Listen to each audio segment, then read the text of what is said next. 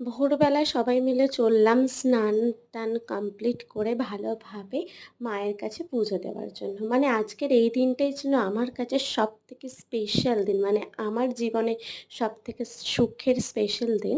কারণ এই দিনে ১ম আমি আমার তারাপীঠের তারা মাকে নিজের হাতে করে পুজো দিয়েছি। সামনাসামনি পুজো দিতে গিয়ে দেখেছি আর চরণে আলতা দিয়ে নমস্কারও করেছি। তো আমি তো খুব খুশি ছিলাম। তোমরা আমাকে দেখেই বুঝতে পারবে আমি মা দুজনেই। তো মানে আমরা সবাই খুব খুশিতে ছিলাম যারা গেছিলাম।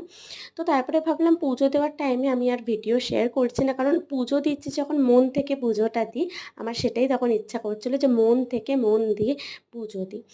তো তারপরে পুজো দেওয়া কমপ্লিট করে বাইরে বেরিয়ে একটু ভিডিও করে রুমে চলে এসেছিলাম। ব্রেকফাস্টটা তখন আমরা করিনি, নিয়ে চলে এসেছিলাম। তারপরে খেয়েছি। তো চলো নেক্সট দিনের আরও একটু ভিডিও আছে, সেটাও আমি তোমাদের সাথে শেয়ার করে নেব।